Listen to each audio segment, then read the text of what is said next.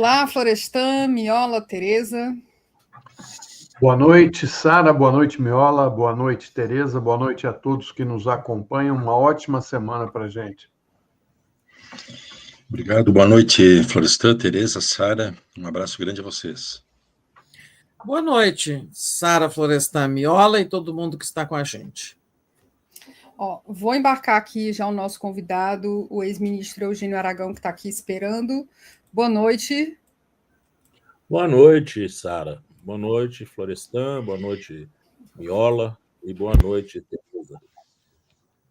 Ministro, a gente quer explorar aqui nessa entrevista o que pode ocorrer a partir da utilização demagógica dessa verdadeira chacina que ocorreu no Complexo do Alemão e da Penha. Né? Houve um impacto na sociedade, as pesquisas mostram que a população está insatisfeita com a questão da insegurança, que é uma constante no país todo, mas onde é mais dura na periferia, onde o Estado não está presente. A responsabilidade disso, eu acho que, em primeiro lugar, é do governo do Estado e da Prefeitura, e depois o governo federal. Os estados, nos últimos 30, 40 anos, não impediram que essas milícias e o crime organizado ocupassem essas regiões, criando um Estado paralelo, né? Um Estado de terror, que, na realidade, é o que se trata. Eu pergunto para o senhor, com a experiência que o senhor tem como ex-ministro, o que o senhor acha que o governo deveria fazer nesse momento? Ele deveria se manifestar condenando ou deveria deixar isso por conta da justiça e fazer ações como ele fez recentemente com a Operação Carbono? Boa noite. Olha só, não é função da justiça fazer política criminal. Tá? A justiça, ela aplica a lei. No caso concreto, na medida que tem um fato que lhe é apresentado e tem que dar a sua qualificação jurídica. Mas não é, vamos dizer, a justiça não combate criminalidade, como dizia erroneamente Dallagnol ou Moro. Isso não é função da justiça, combater corrupção, combater criminalidade organizada.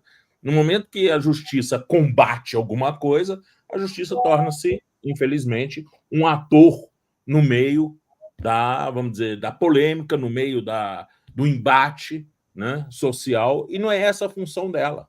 Né? A justiça deixa ela um pouquinho de fora. Eu acho que quem tem que fazer isso é a sociedade e o poder executivo e o legislativo, porque aí se trata de fazer política. Não é isso?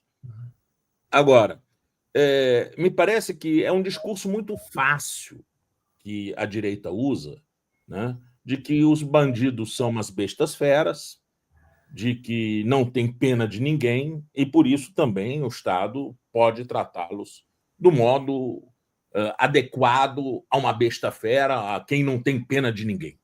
Né? Só que o Estado ele é uma instituição que se rege por uma Constituição democrática e, portanto, o Estado não pode ser uma besta fera também e tratar as bestas feras sem querer saber de nada. Né? Não é assim. Quer dizer, esse discurso toma lá da cá é um discurso muito fácil, mas não resolve o problema. Não resolve o problema. Aliás, agrava o problema, na medida em que aumenta vamos dizer, a propensão social à violência. Né? Me parece que achar uma solução para isso é um trabalho extremamente complexo, não se pode apontar a uma só causa. São vários, vamos dizer, são vários vetores e são várias falências do Estado em lidar com a criminalidade. Não é uma só. Né? O que deve se preocupar, sobretudo o Estado, nesse momento, são as vítimas que são as mães, as esposas, os filhos. Né? Esses são os que mais sofrem. e temos que ter um pouquinho de empatia, pelo menos, para olhar para essas pessoas como se fosse isso acontecendo conosco, né?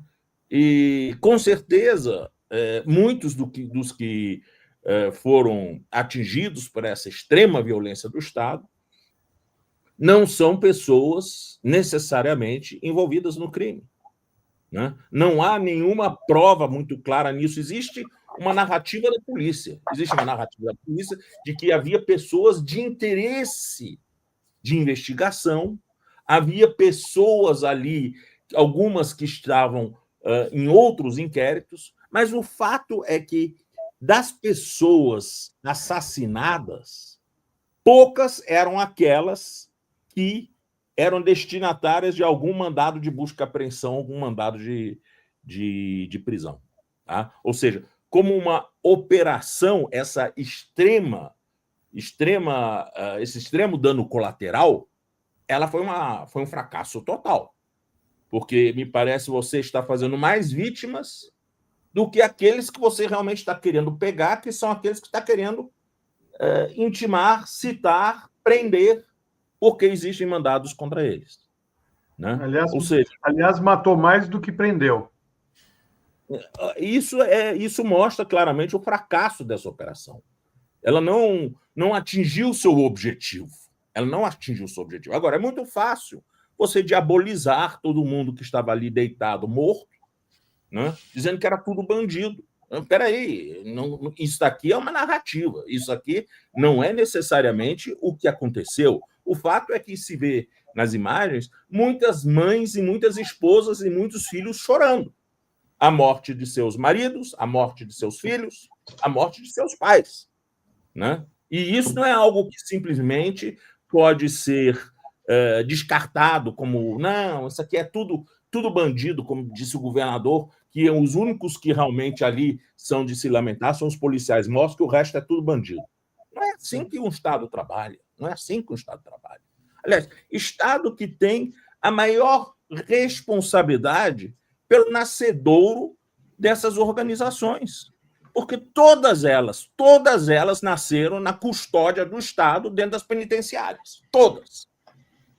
Comando Vermelho, PCC, tudo nasceu na custódia do Estado. Tudo é decorrência de uma falência de política penitenciária. Então, me parece que a primeira coisa para pegar esse fenômeno dessas organizações criminosas, a primeira coisa para a gente enfrentar é enfrentar a falência do sistema penitenciário. O Brasil tem quase 800 mil presos, né? E na grande maioria deles, em condições subhumanas. Não se pode esperar coisa muito diferente saindo dali. Essas organizações, elas nasceram como verdadeiras máfias, no sentido de proteger os seus que estavam na mão do Estado. Miola. Né? Boa noite, Aragão. Mais uma vez, muito honroso te receber aqui. Deixa-me te questionar. Agora, há poucos instantes atrás, o governador Cláudio Castro, comentando sobre a reunião, a audiência que teve com o ministro Alexandre de Moraes, ele disse que a operação seguiu parâmetros constitucionais. Eu te pergunto, tu tens a mesma opinião do governador? E caso essa operação não tenha seguido efetivamente os parâmetros constitucionais, especialmente a DPF 635, quais seriam os desdobramentos esperados nessa circunstância? Olha, parâmetros constitucionais com tanta morte, vamos dizer, com pouca realização em termos de objetivos da operação, eu tenho lá minhas dúvidas. Eu não posso falar sobre o comportamento de cada um dos policiais porque eu não estava lá. Não pude observar. Né? Tudo foi muito feito, vamos dizer, longe dos olhares públicos, né? Nos fundos, na mata da favela. Né? Tiveram esse cuidado de não expor, tanto que não mandaram helicópteros, não fizeram barulho nem nada, foram na surdina pegar os moradores pelas costas e depois jogando os supostos membros das facções para dentro da mata, né? Mas o fato é que tem vários casos de tiro na nuca, que mostra tiro a queima-roupa. Existem pessoas amarradas. Existem pessoas com sinais evidentes de tortura. Isso não pode ser constitucional, né? Lamento muito. Isso não pode ser constitucional. A polícia barbarizou. Agora, eles vão, evidentemente, dizer, não, isso aqui foram as facções que fizeram, nós só matamos quem resistiu. Isso é algo que precisa ser, uma história que precisa ser contada ainda. Não é tão simples assim. Não me parece até que o governador estava lá para ele saber. Ele está se fiando na palavra de alguns de seus assessores. Mas ele não estava lá e nada leva a crer de que aquilo é uma operação normal dentro dos parâmetros da Constituição. Tá? Não estou querendo dizer aí que ali todo mundo era santo. Não estou querendo dizer isso. Mas que houve um excesso de violência por parte dos agentes do Estado, isso a toda evidência aconteceu. Isso a toda evidência aconteceu. Né? E disso tem que se tirar consequências, até para que isso não volte a acontecer dessa forma. Que o Estado consiga tratar dessas facções de uma forma mais eficaz, mais eficiente. Que faltou, no mínimo, eficiência nisso. Se a gente compara, por exemplo, com a ação parecida que aconteceu algumas semanas atrás no Ceará, né? Em que os mandados foram cumpridos e não houve mortes. Então, existem formas e formas de se lidar com a violência criminal. Né? E o que mais me preocupa nisso tudo é que as pessoas não falam da verdadeira fonte disso. A verdadeira fonte disso são as facções que se formam no contexto de uma política criminal e penitenciária fracassada. Tá? Fracassada. E algo temos que aprender a respeito disso. Tereza? Boa noite, ministro.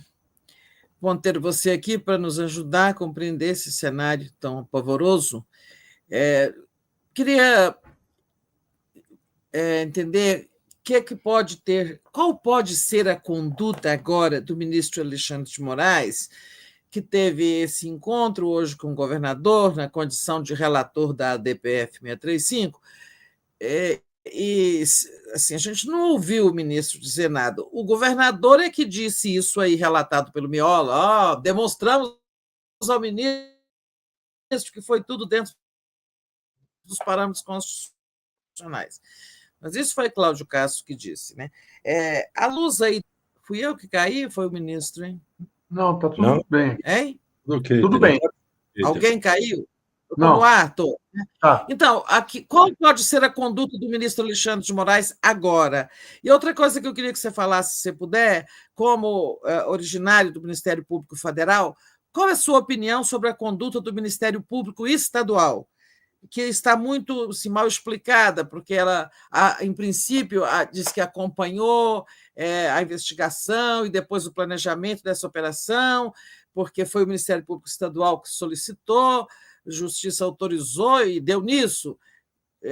Assim, o papel do Ministério Público Estadual está muito, muito confuso ainda.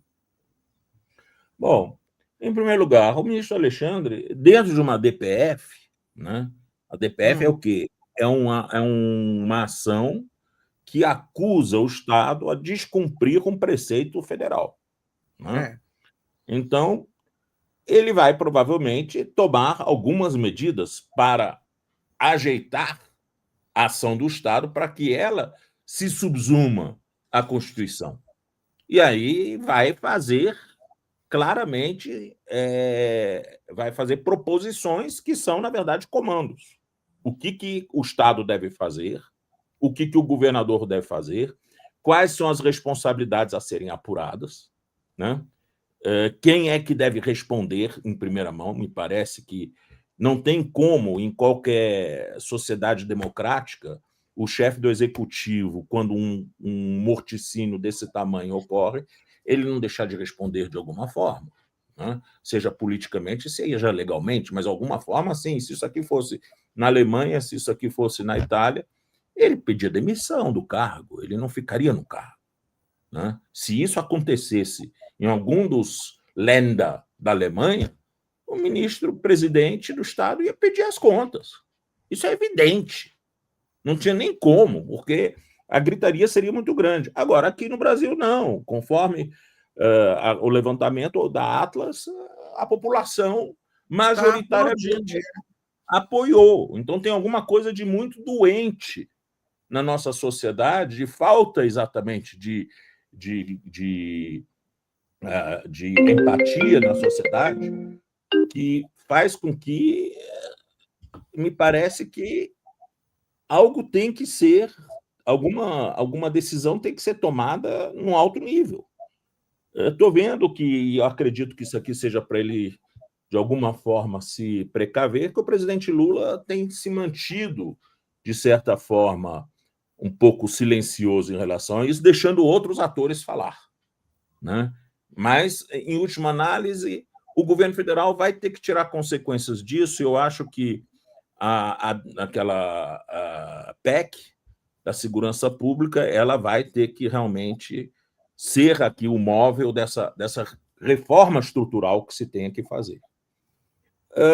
Em relação ao Ministério Público, eu, sinceramente, já tem muitos anos que eu não tenho mais muita confiança nesse Ministério Público, porque o Ministério Público em que eu ingressei depois de um concurso era um Ministério Público que se preocupava muito com o seu papel institucional, que se preocupava muito mais com o seu papel dentro da Constituição democrática do que com, vamos dizer, penduricalhos de pagamento e essas coisas, né?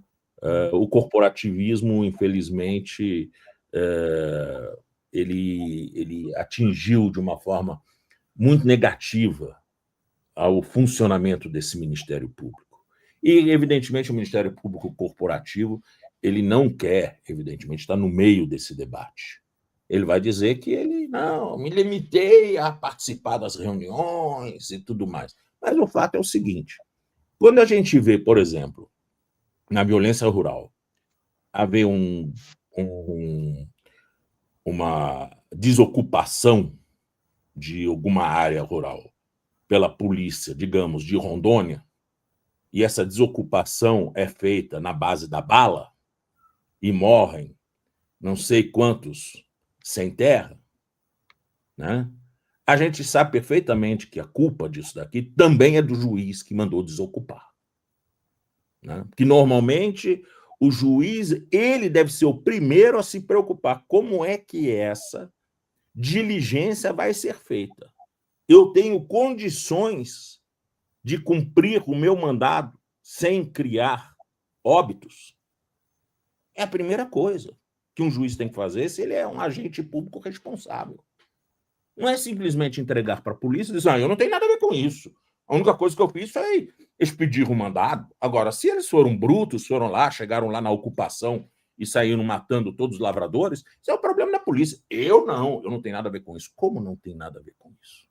Isso me lembra, inclusive, aquela desembargadora lá do Pará, certa feita, que colocou uma menina presa no meio de um monte de detentos numa jaula, e a menina foi dias seguidos estuprada em grupo. E depois ela disse, não, eu não tenho nada a ver com isso, não.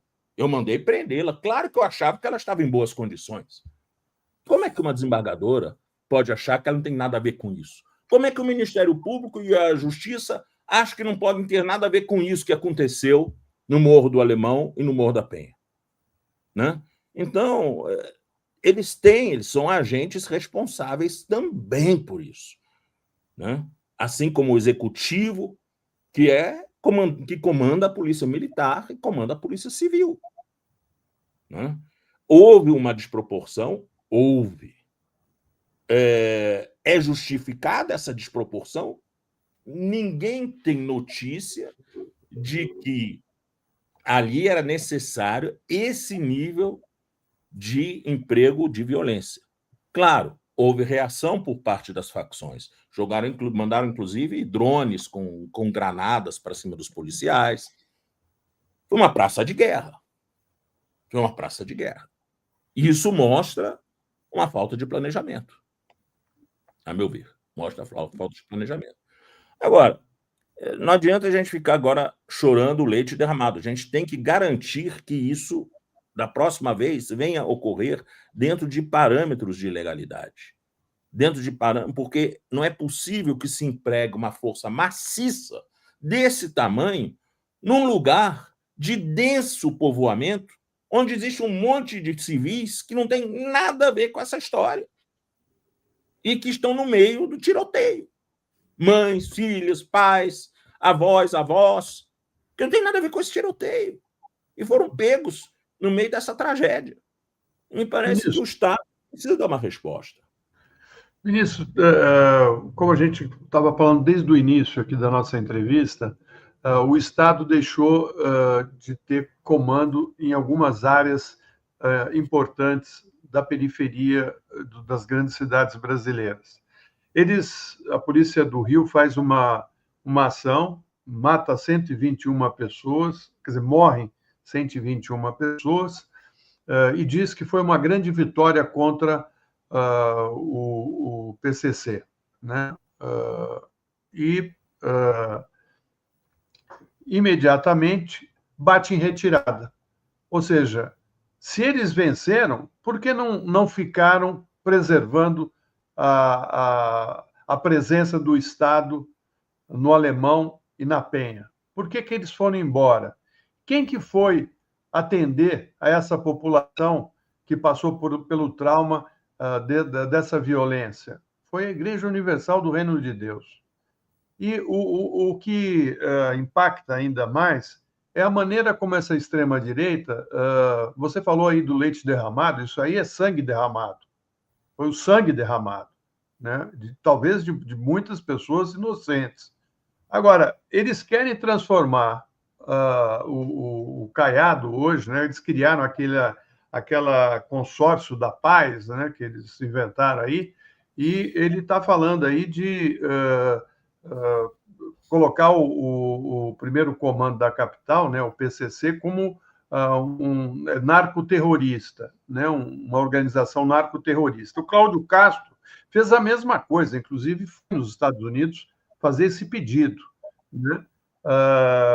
Você acha que existe possibilidade? Porque isso é inconstitucional, né? Isso cria um embaraço para o país. Eu queria saber, na sua maneira de ver, aonde isso vai terminar. Você acha que eles vão conseguir levar a cabo mais essa ação contra o Brasil, contra a nossa autonomia como nação? Olha, a direita ela tem uma verdadeira fixação por essa coisa de terrorismo, né? Lembrando que a nossa lei antiterror ela foi uma exigência do Comitê Olímpico, né? Infelizmente, nosso governo acedeu àquilo, que era quase que uma demanda deles. Eu queria ver o Comitê Olímpico fazer uma demanda dessa para o governo dos Estados Unidos, da Alemanha ou de qualquer outro país, quando realiza as Olimpíadas lá. Mas aqui no Brasil, assim como na África do Sul, eles acham que eles podem mandar e desmandar, né? E dizer, inclusive, o que o país deve legislar para receber os Jogos Olímpicos no país, né? E isso daí, enfim, já foi um problema, porque não há um estudo sério sobre terrorismo no Brasil. Terrorismo, ele é, por definição, um tipo de violência política. Ideológica. Ideológica, política ideológica. É o uso da violência para aterrorizar a população e conseguir fins políticos, ideológicos, né? Não me parece que esse seja o objetivo desses grupos. Eles não são grupos terroristas. Eles podem utilizar métodos vamos dizer, métodos de terrorismo, né? Como, por exemplo, botar fogo dentro de um ônibus cheio de gente, né? Explodir um lugar onde as pessoas estão se conglomerando. Pode fazer isso, mas não é por razões políticas, é por razões de preservação da sua atividade criminosa, né? Então, é muito diferente, ou seja, o móvel deles é muito diferente do que é o de grupos terroristas. Organizações criminosas não são necessariamente grupos terroristas. Né? Não se pode simplesmente simplificar, assim como o Brasil simplificou na sua definição de organização criminosa. Agora, querer simplificar na definição de terrorismo também. E ainda mais neste momento em que a gente sabe que a direita que governa os Estados Unidos quer usar esse termo terrorismo para aplicá-lo num cenário onde ele sabe que não existe terrorismo e que, portanto, não poderia intervir nesse cenário à guisa de ali ter terrorismo, que é a América do Sul, que é o que eles acham que é o seu quintal dos fundos. Né? Eles sabem que aqui, essa região, não tem esse tipo de terrorismo. Teve a MIA lá em Buenos Aires, alguns anos atrás, quando explodiram a associação israelense lá em Buenos Aires. Mas isso é um fato completamente fora do... Vamos dizer, é um ponto fora da curva na região. A região não tem esse tipo de problema. O que a região tem são,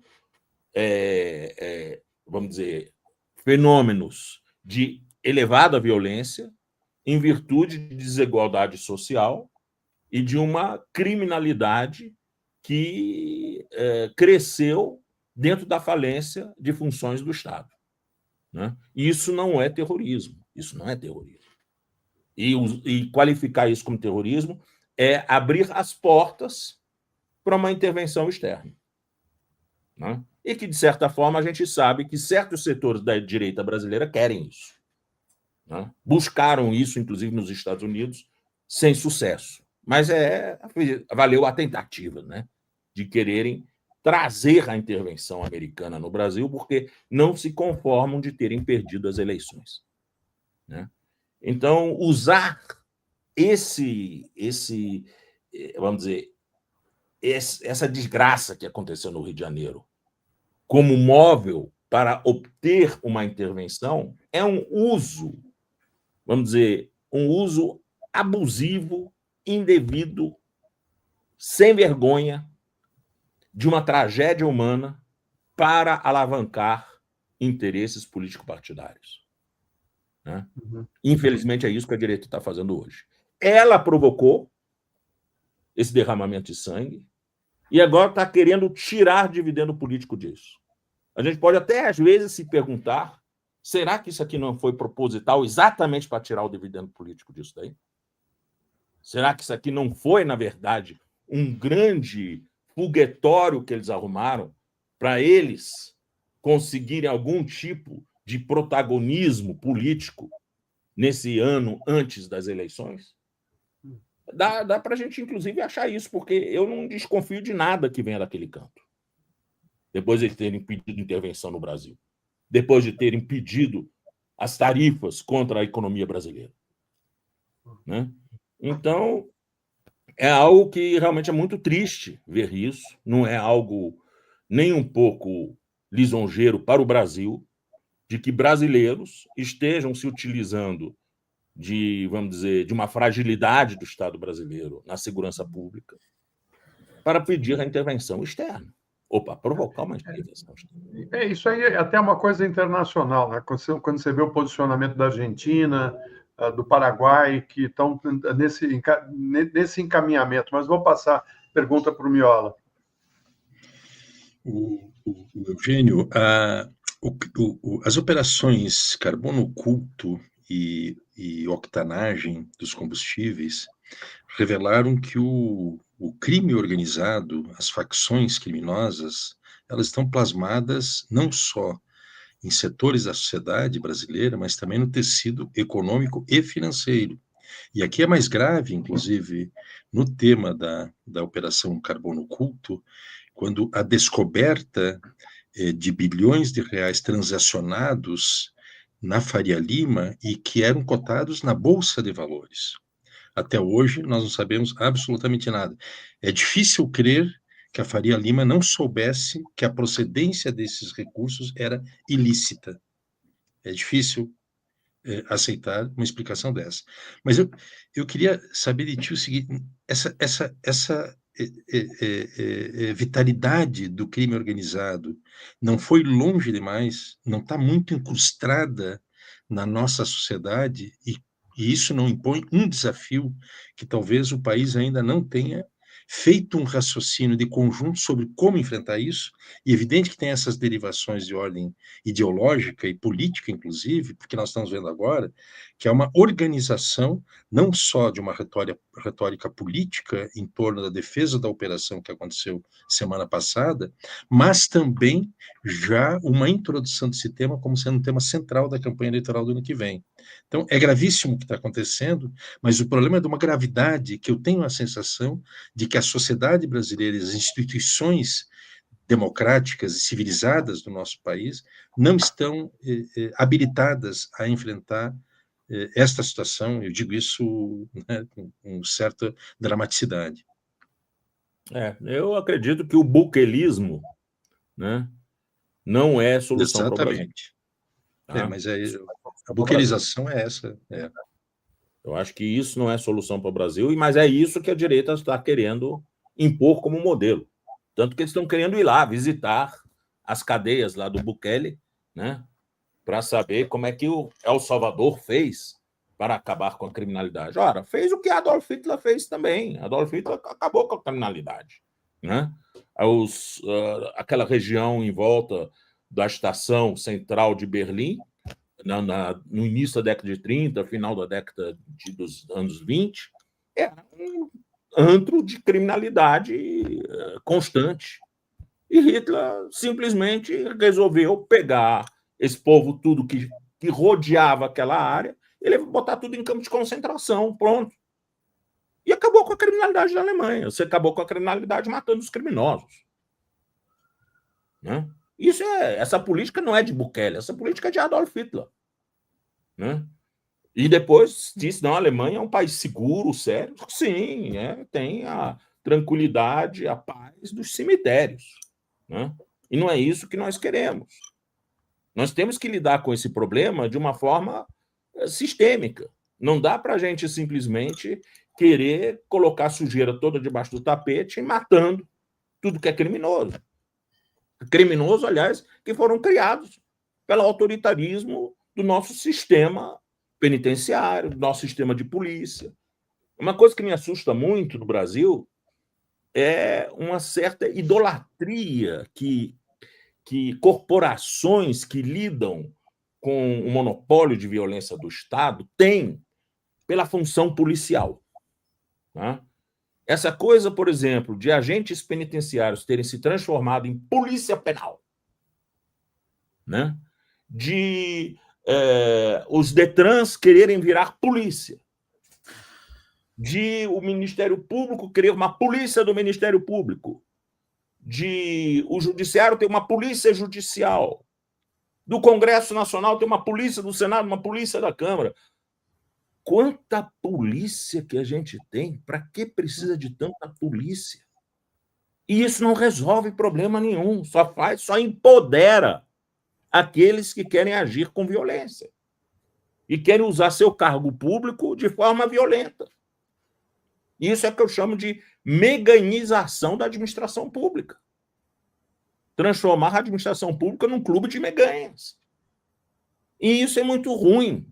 Isso está na base, vamos dizer, da base dessa violência toda que nós estamos sentindo na sociedade. É uma certa glorificação do uso da força. É sexy usar força, né, para essas corporações.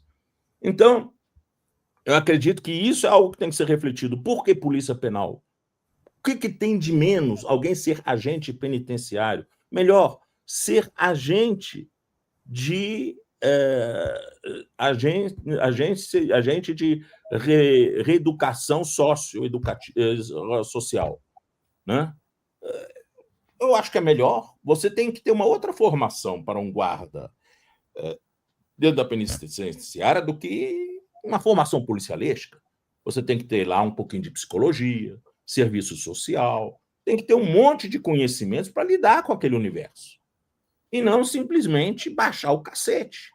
Né? Eu sei que aqui em Brasília mesmo, e olha que Brasília não é dos piores lugares, né? Aquele centro que tem lá no setor de indústria, que é onde ficam os presos em regime semiaberto, né? é o pior de todos.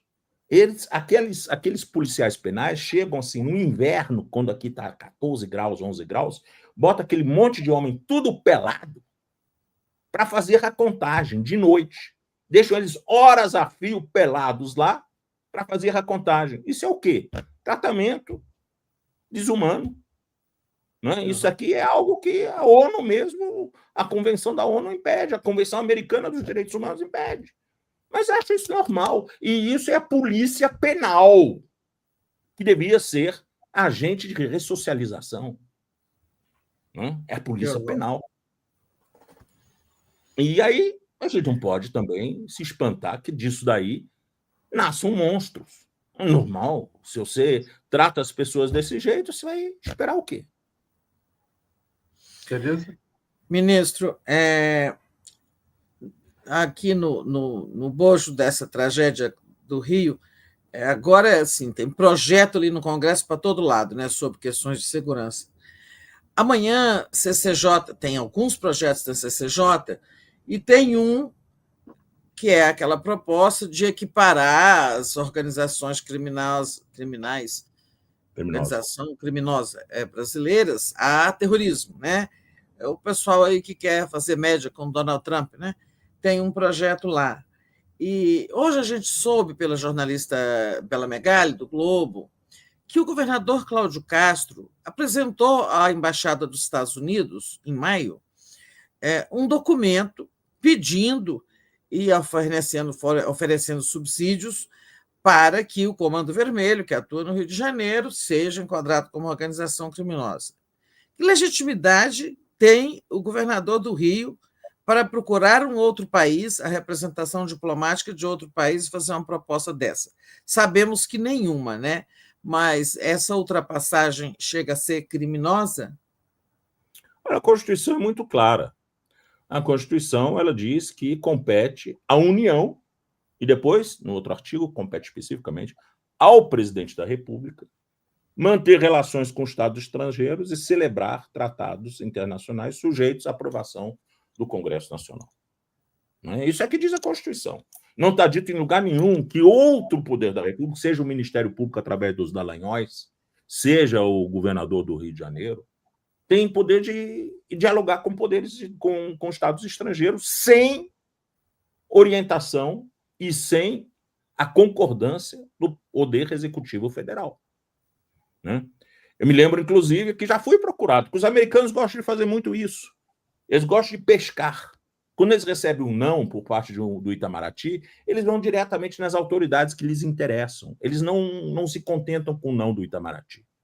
Né? Uhum. Certa feita, fui procurado por um adido do ICE e do Homeland Security da Embaixada dos Estados Unidos, porque eles estavam preocupados com o trabalho escravo nas carvoarias que serviam à produção de ferro-gusa, que era exportada aos Estados Unidos, e que tinha uma CPI nos Estados Unidos investigando as cadeias de produção de ferro-gusa e, sobretudo, violações de direitos humanos nessa cadeia de produção. Ou seja, na verdade, era o lobby das siderúrgicas americanas querendo, na verdade, barrar o ferro-gusa brasileiro através de uma acusação desse tipo.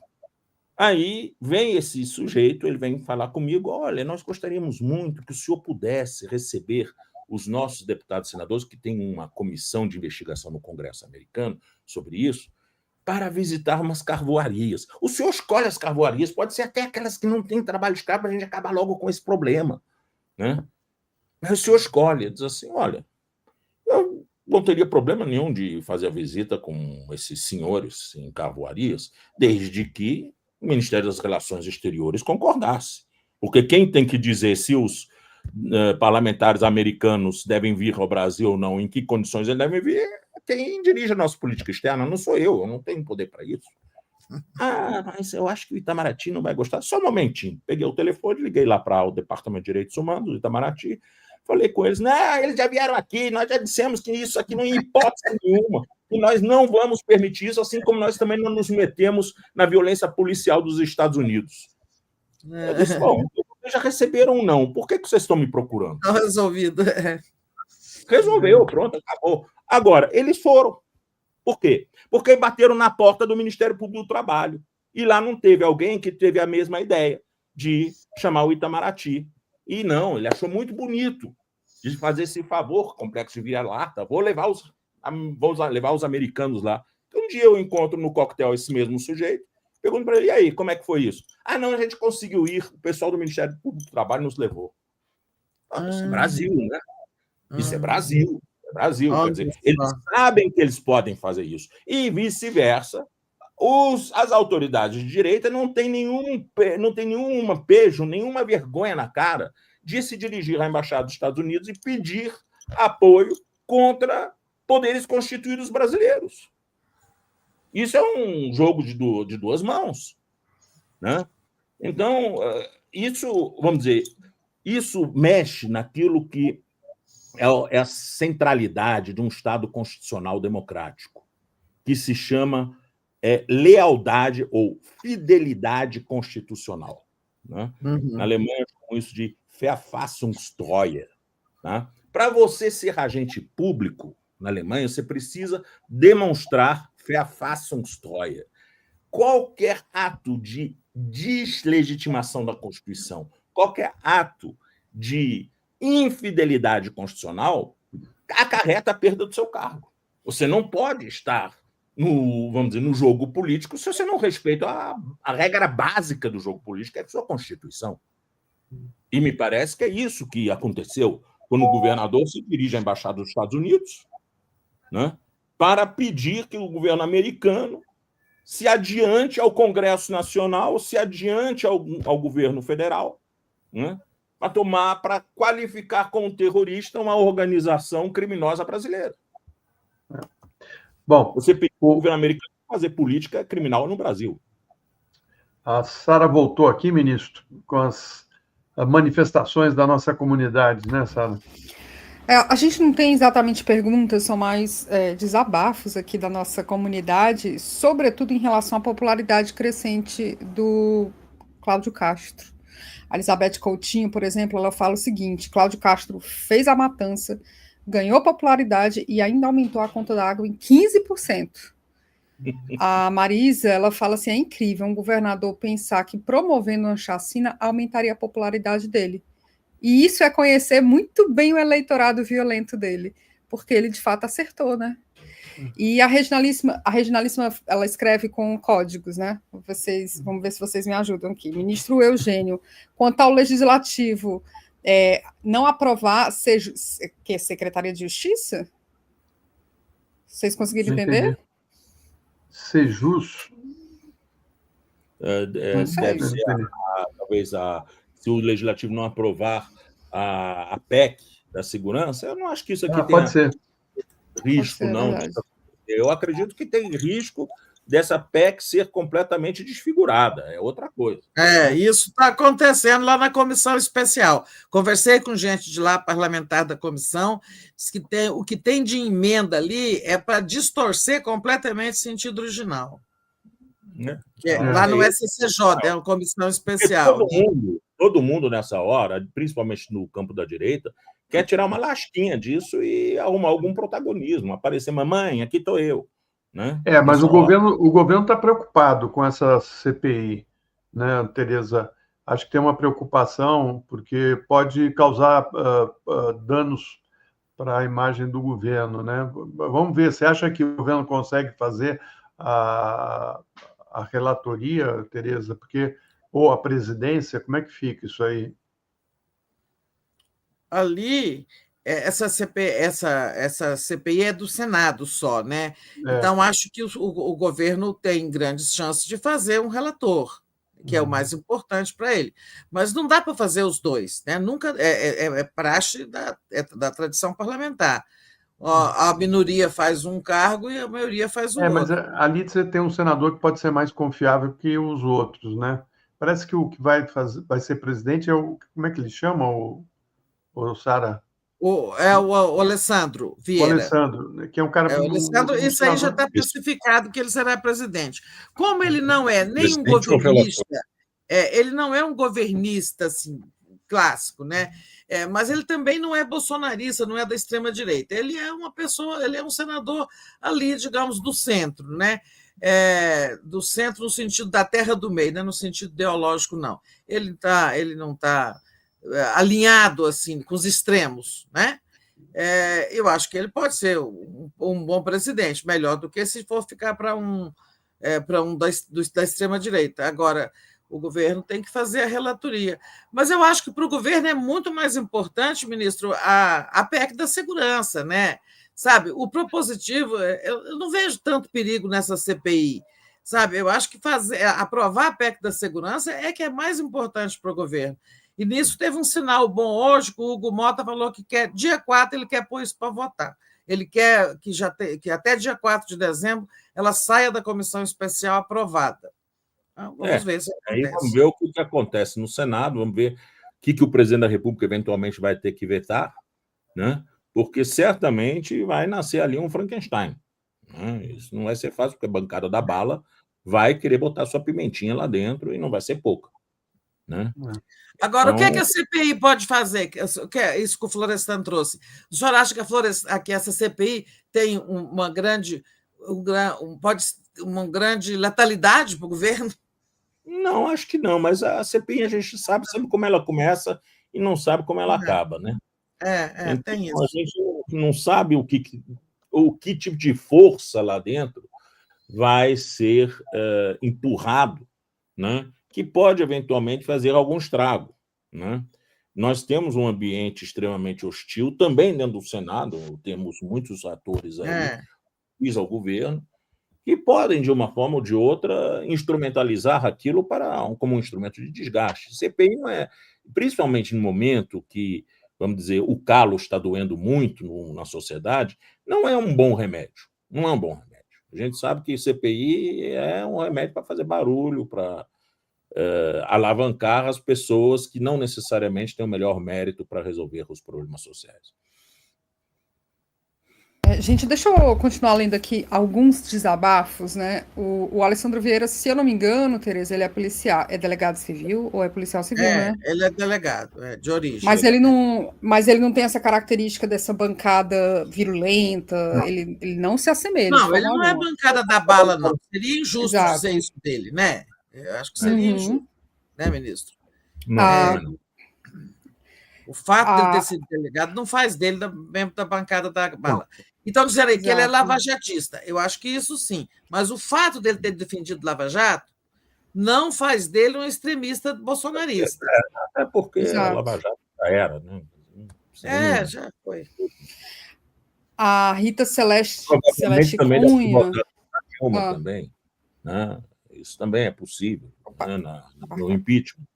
Então, mas isso aqui são fatos que hoje não interferem, né? A gente tem que ver a capacidade daquele ator de fazer alguma diferença. Eu acho que ele vai fazer uma diferença na medida que ele vai ter autoridade para segurar as rédeas daquela CPI, que vai ser necessário. Ele foi muito atuante na CPI da Covid, né? É verdade. Ele tem que ser nessa CPI o que o Omar Aziz foi na CPI da Covid. Né? Uma pessoa que conduz o trabalho com firmeza, que não vacila e tal. Perfeito. A Reginalíssima fala o seguinte: o chucro legislativo brasileiro não pensa o país e nem o seu povo. Magno Malta representando, por exemplo, os parentes com delegados, generais, coronéis, sargentos, cabos, soldados, enfim. É o BBB fazendo política não republicana. Pois é, agora os nomes que a extrema-direita pôs lá, aí é de arrepiar. Tem Magno Malta, tem... Flávio Bolsonaro, Damares. Flávio Bolsonaro. Eu tenho uns 4 aí, barra pesada, aquele outro, Marco Rogério. O suco. É só o suco, né? O puro suco. Suco. A Ana fala assim: esses drones que apareceram em imagens detonando granadas foram enviados pelos traficantes com toda certeza? Eu nem sei desses drones. E, deixa eu ler as outras aqui. O Almir, ele fala o seguinte: boa noite, meus amigos. É bom lembrar que o Benjamin Netanyahu carioca, ele está falando do Cláudio Castro, já sabia que seria julgado no TSE por corrupção, abuso de poder econômico nas eleições. Será que essa chacina já estava no cálculo dele? A Rita Celeste Cunha fala assim, Cláudio Castro devia perder o cargo imediatamente, trai o país e mata o seu povo. O Francisco Alencar diz, a CPI é um ambiente de muito teatro político, lá tudo pode acontecer. E é isso. Muito bem. É o seguinte, quer dizer, eles hoje estão acusando o golpe, dizendo não, que a Carmen Lúcia, como presidente do TSE, pautou a ação de perda do de mandato do governador depois desses fatos, ou seja, estão querendo politizar a violência. Você está aproveitando para acusar o judiciário de ser petista. No fundo, é isso.